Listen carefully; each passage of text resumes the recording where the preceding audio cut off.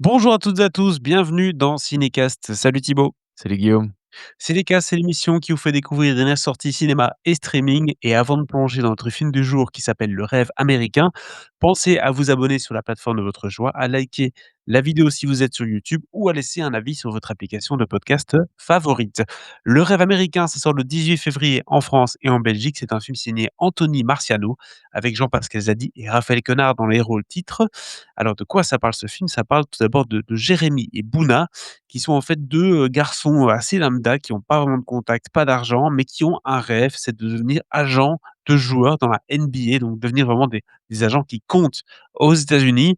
Et donc ce film, il faut quand même le préciser Thibaut, c'est basé sur une histoire vraie, hein, donc on parle d'une histoire vraie de d'agents de joueurs, français qui ont réussi en NBA et on en adapte en film de success story, de start-up story, un genre très américain, à la base, mais qui est ici, mis dans ce film avec ce rêve américain. Je propose qu'on regarde un extrait de la bande annonce et je retrouve ma voix. On va commencer par le plus important. Notre force à nous, c'est le contact avec le joueur. Comment tu veux que je le signe chez une agence qui n'a pas encore sa place en NBA? Tu veux commencer par le haut du panier direct. Faut bien bouffer la glace avant le cornet, non? Tu viens d'inventer celle-là? Ouais. Vous n'avez pas encore les épaules. Je crois qu'on va commencer par bouffer le cornet, hein. Vite ma mère qu'on va payer une deuxième chambre, Bouddha. Is French? Oui, French.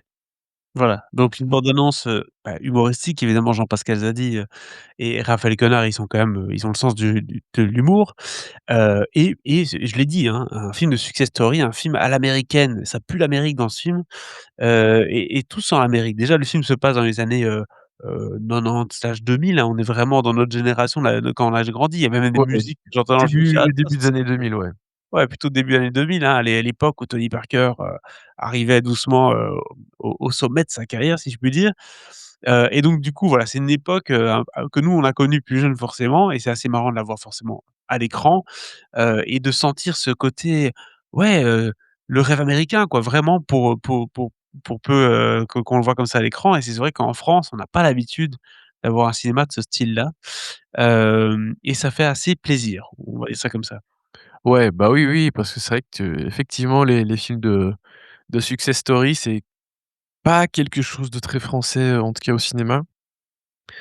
Hem Qu'on a beaucoup l'habitude de voir aux États-Unis par contre, hein, qui peuvent s'accompagner d'une chute, mais tu vois, il y a ces films sur, Tetris, BlackBerry, Spotify, tous ces trucs. Ouais. Voilà, globalement, c'est des films de success story. Bon, BlackBerry, ça s'est, mal terminé, mais voilà, globalement, les mecs ont été, au sommet, du sommet quand même et Non, c'est non, vrai mais que ça me fait penser aussi au film de Ben Affleck et Matt Damon avec, Nike, tu vois? La bien la sûr la ouais, pub Nike. exactement. Voilà, les films comme ça, quoi. Ouais, ouais. Voilà, c'est des moments de l'histoire où il y a quelque chose qui a été marquant et qui a cartonné et bah, ici, c'est oui, c'est un peu ça, c'est un film de rise and fall, heu, bon, sauf qu'il y a pas de fall, hein, pour eux, il y a pas vraiment de chute, mais par contre, le démarrage, qu'est-ce qu'il était compliqué, quoi. Et c'est le genre de film, bah, clairement qui fait le plaisir parce qu'en fait, ces personnages font preuve d'abnégation. La bande annonce joue énormément sur le fait que, bah, voilà, les mecs, ils ont pas de contact, ils ont pas d'agent, ils ont pas d'argent, ils ont pas, de star à aller envoyer en NBA. Ah i c'est galère quand même, hein. Tu veux t'imposer dans un métier que tu peux pas vraiment apprendre en plus, hein. C'est pas comme si tu pouvais aller dans une école et dire: «Bah, voilà, je vais faire des études pour devenir, agent de sportif, quoi». Non, hein, ça marche pas comme ça. En tout cas, enfin, peut-être que maintenant il y a des études qui peuvent un peu aider, mais en tout cas, il y avait certainement pas ça, au début des années 2000 et se dire que les mecs, ils vont mettre des années, des milliers, des dizaines de milliers, voire plus d'euros, de dollars dans cette entreprise qui aura mis des années et des années à décoller avec, au départ, très peu de retour sur investissement.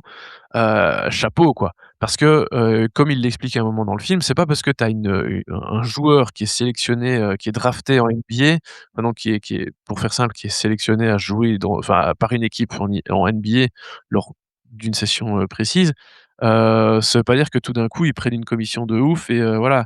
Il faut attendre un certain temps, qu'ils jouent un certain temps et Ouais. cetera Que pour tout se que passe bien, le ouais. retour, sur investissement se fasse réellement. Donc même une fois que tu es Mmh. lancé, tu es pas véritablement lancé encore C'est ça. C'est pas parce et que ton fils, joue dans une équipe de foot, d'un bon niveau que ça va devenir le prochain Kevin De Bruyne, quoi, pour faire la exactement. Belgique. Et oui, bah, oui, non, mais c'est exactement ça et donc Mmh. le film, suit vraiment ce parcours assez fou de ces mecs qui vont se donner, hein, parce que même leur première star, bah, pour le coup, c'est un joueur belge, hein, Didier Mbenga, qui était, issu des Spirou de Charleroi, hein, qui est quand même un des meilleurs clubs de Belgique et je pense qu'ils sont plutôt pas mal en Europe, de manière générale. Hem Qui a réussi à rentrer en NBA un jour et qui a d'ailleurs fait une très belle carrière, hein. Il a quand même connu quelques belles années, c'est pas là qu'il a démarré aux États-Unis, en NBA, mais il a quand même fait quelques belles années, aux Lakers, par la suite. Donc voilà, quelqu'un qui a fait une belle carrière, mais c'est clairement pas le mec le plus connu qui a joué, qui était dans leur giron, hein. Je pense que, bah, la grande star française de la NBA actuelle est chez eux, hein, et on nous en fait un mini suspense. Bon, pour ceux qui enfin, j'allais dire pour ceux qui suivent le basket, je suis absolument pas le basket, je connais rien, mais ils en font une espèce de mini suspense, dans la fin du film, genre: «Hé hé, devine qui est la future grande star gérée par ces mecs?» Bon, bah, ça va, on a tous deviné. Ça commence par un W, vous l'avez bien compris et mais voilà, c'est en fait, c'est juste, c'est fou de voir le parcours de ces mecs, quoi. Mmh mh. Et voilà, peu importe, on top, génial, on a compris. Ils sont au sommet maintenant, c'est génial. Ils ont la plus une des plus grandes stars peut-être de l'histoire de la NBA, dans leur giron, génial. Mais comme je le dis souvent, hein, c'est pas forcément la destination qui est, la plus intéressante, c'est le voyage et voir comment un parcours comme ça, s'est créé, bah, c'est ça qui est génial parce que je pense, enfin, c'est inspirant en fait, peu importe ce que tu fais dans la vie. Et c'est inspirant et revenons peut-être à une chose qui, moi, m'a beaucoup intéressé dans ce film et qui m'a fait du bien, je pense que je suis pas le seul, c'est de voir Raphaël Quenard et Jean-Pascal Zadi disparaître un petit peu. Heu, Exactement. Parce que ça faisait longtemps que Raphaël Quenard commence un petit peu à à Ouais, m'énerver ouais. et Jean-Pascal Zadi pareil, hein, il a fait quand même quelques trucs un peu, waouh, limite. Hem, Tu sais, c'est comme sur, tu sais les sur les pianos, il y a cette pédale où quand tu appuies, tu as le son qui est un peu étouffé comme ça. mmh Bah, c'est ça qu'ils ont fait tous les 2. Ils ont un peu baissé les curseurs Ils ont dit: du Jean-Pascal Zadisme et voilà, du Raphaël Quenardisme. Ils ont fait un exactement. peu on baisse Donc les curseurs, aucune emballée du coup, ils lyrique sont de la top. part de Raphaël Quenard, et aucun, gag, grotesque de la part de notre ami Jean-Pascal Zadi. Au contraire, on est vraiment dans des prestations très, très sobres, j'ai envie de dire Ouais. et qui fonctionnent super bien et ils disparaissent dans le rôle. Ils Mais incarnent alors ces attends, attends, personnages-là. je t'arrête un tout petit peu, ils disparaissent pas Non, complètement un parce peu quand qu'on même. oui, oui, mais en fait, on les reconnaît quand même derrière dans leur phrasé, leur façon de faire et tout, Oui. mais du coup, ça en redevient agréable quelque part. Ça devient humain et crédible en fait. Il c'est voilà, Exactement. c'est pas too much, c'est pas le côté: «Hey, on fait de la comédie!» Ce qui Non, veut pas dire que quand ils sont en mode too much, c'est pas bien, mais mmh quand mh, tu fais que ça tout le temps, en fait, il y a un moment où tu es là: «Ouais, bon, ça va, on a exactement. compris les mecs». Et surtout quand tu fais ça dans plusieurs films d'affilée, quoi. À un moment donné, la recette Ouais. commence à être un peu épuisante Ouais, et là, parce non, qu'ici, ils ils ont sont pas vraiment plus, ils sont quelque part, ils sont pas vraiment en full drame non plus, hein. non, non. Ça reste une comédie Oui, oui, dramatique oui, tout à fait. et donc une comédie avant tout et on ressent ces aspects comiques chez eux, hein, parce qu'il y a très souvent des c'est très souvent drôle, en fait, hein.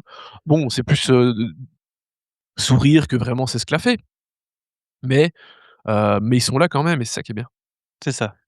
C'est drôle comme dans un Scorsese, si je puis dire. C'est de l'humour qui te fait Mmh. sourire un peu, tu te dis: «Oh là là, ils sont quand même un peu cons», mais c'est pas l'humour qui va te faire enfin, pas dans une comédie, quoi. Et donc voilà, donc vous avez compris en tout cas ce que je voulais dire par là, c'est que c'était pour moi, ça m'a fait beaucoup de bien. Quand j'ai vu le film, je me suis dit: «Oh, oh enfin, ils sont de retour, quoi. Ils savent jouer». Et ça m'a fait du bien, en tout cas voir ça, comme ça.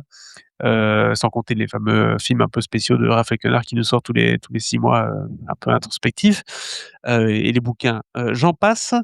Donc voilà, c'était assez intéressant, de voir ça comme ça. On l'a dit, une histoire vraie, inspirante, d'ascension sociale, une comédie assez réussie, et bien réalisée que parce qu'on respecte un cahier des charges américain. Il y a même quelques lens flares dans le film, j'ai vu, j'ai été: «Ouh là!» c'est on sent qu'il y a l'inspiration US quoi, hein, et venant Bah, du réalisateur du film Forte, hein, c'est lui qui avait fait Forte, je pense. c'est lui qui avait fait Forte et puis, surtout, il s'était fait révéler à l'époque par, Les Gamins, hein. C'était très chouette Les Gamins, Ouais. avec, Alain Chabat et Max Boublil. Il avait fait Play aussi qui avait, vraiment bien marché, hein, en 2020. J'ai pas vu les trucs qu'il a fait, après mais voilà, c'est un réalisateur qui sait signer des comédies dramatiques, bah, assez fortes pour le coup, sans mauvais jeu de mots, mais qui sont en tout cas, souvent très réussi et souvent très juste. Il arrive toujours à bien doser, le côté et humour et drame, et émotion. Il sait où appuyer là où il faut, quand il faut et voilà, ici le film dure, quasiment 2 heures ou un peu plus de 2 heures. Un On petit peu doit plus, tourner ouais. autour de ça en tout cas. Bah, il y a pas de temps mort, même les moments parce que les mecs, ils vont en accumuler, hein, des galères et des galères, hein et quand tu penses qu'ils sont dans la galère, ils vont être encore plus dans la galère après. Donc tu te dis: «Ouais, à quel moment est-ce qu'ils s'en sortent?» Et donc tu pourrais penser et te dire qu'il y a un truc un peu répétitif dans ce qui se passe, parce que bon, à nouveau, c'est pas parce que c'est adapté, de quelque chose, enfin, d'une histoire vraie que ça doit être fidèle à 100 Ouais, bien sûr. hein. Le cinéma, c'est pas la vie réelle, mais voilà, en fait, ça fonctionne et je trouve que le film ne se répète pas, en vrai, hein. Parce qu'à chaque fois qu'il pense avoir trouvé une solution, en fait, c'est pire et voilà. Mais ouais, ça fonctionne super bien et franchement, je trouve qu'Anthony Marciano, il a vraiment bien mené sa barque, à ce niveau-là, quoi. Exactement. Donc voilà, c'était un film qui m'a beaucoup plu. Je pense qu'on va lui donner une bonne note du coup, Thibaut. Oh bah oui. Qu'est-ce qu'on lui donne comme note? 3,5, hein, voilà, Ouais, allons-y, hein, j'ai envie de franchement, dire. ouais, 3 étoiles et demie parce que j'ai l'impression que 3 serait, limite un petit peu chiche. C'est exactement, 4 un 3, c'est un peut-être un peu poil de trop trop. gonflant donc Non, 3,5 c'est juste bien, voilà, c'est 3,5 c'est j'ai passé vraiment un bon moment alors que vraiment la NBA c'est un truc, je m'en fiche, c'est pas mon heu sujet non plus. et ouais, c'était passionnant, tout Voilà, simplement. donc très bon film ce Rêve américain, bonne surprise, hein, parce que ça sort un peu de nulle part. Il y a pas eu beaucoup de promos et donc hop, il arrive comme ça C'est vrai, et c'est une promo c'est un assez, film vraiment, discrète. de qualité, un bon film français, en plus avec un sujet qui va plaire à mon avis à pas mal de monde. Ah Heu, bah ouais, parce que Dieu sait que la NBA est populaire. exactement et qu'il y en a pas beaucoup les films de basket Non, français, si je puis dire. non, non et c'est marrant parce que du coup, c'est le deuxième là, bon, j'ai pas fait la critique de celui que j'aurais dû, GOAT, le film d'animation, mais ça Oui, fait c'est 2 vrai, films de basket en 2 semaines. donc voilà. N'hésitez pas à nous dire dans les commentaires ce que vous avez pensé du film. Abonnez-vous au podcast sur la plateforme de votre choix pour d'autres critiques, il y en a d'autres qui arriveront. On se dit à très, très bientôt. Ciao, ciao. Ciao, ciao.